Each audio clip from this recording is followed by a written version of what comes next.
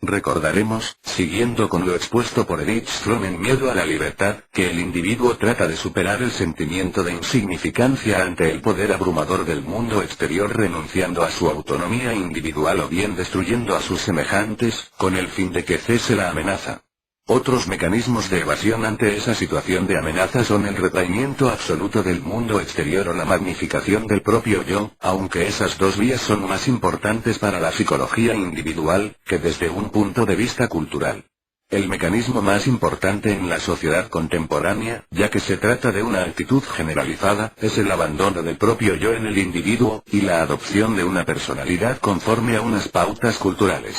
Es decir, la persona se transforma en aquello que los demás esperan de él, se hace un ser exactamente igual a todo el mundo.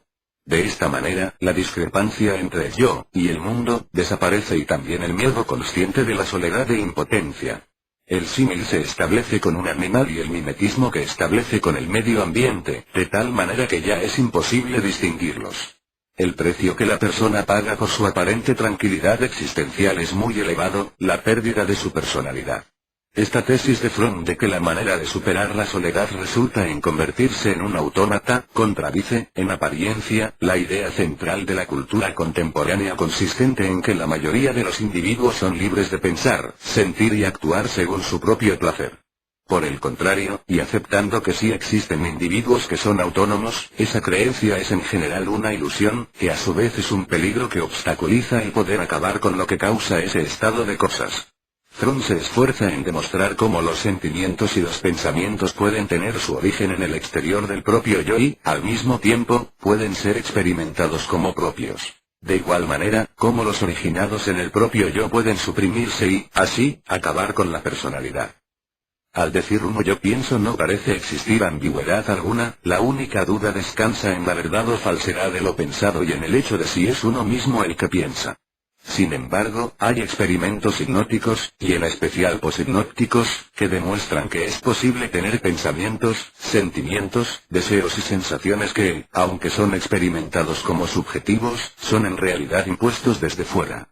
El hipnotizador puede sugerir que un alimento tenga un sabor muy diferente al real, y el sujeto así lo asociará a su gusto, hacerle creer que es ciego, y así lo sentirá, o darle un conocimiento falso que defenderá con vigor.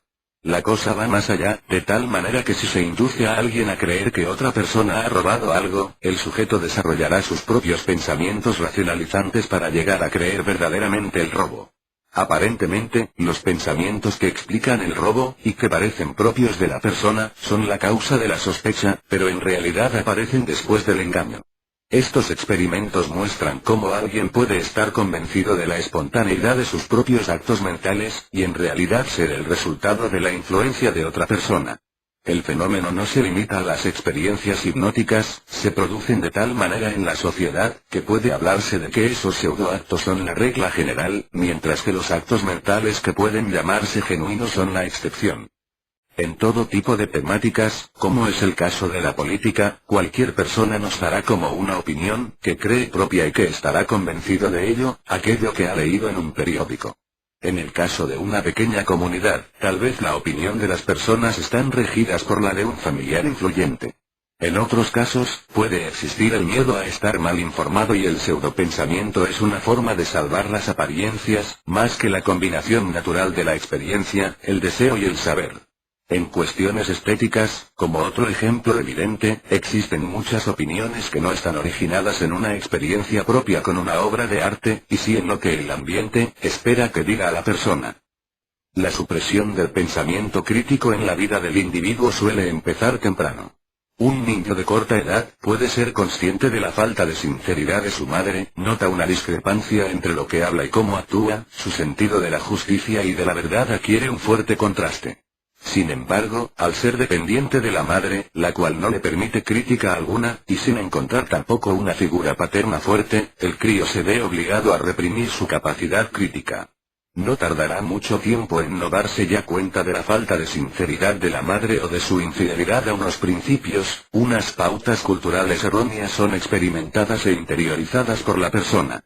En cualquier caso, en todos los ejemplos mencionados la cuestión es averiguar si el pensamiento de la persona es el resultado de la actividad de su propio yo, y no si el contenido es correcto, lógico o racional, que puede serlo.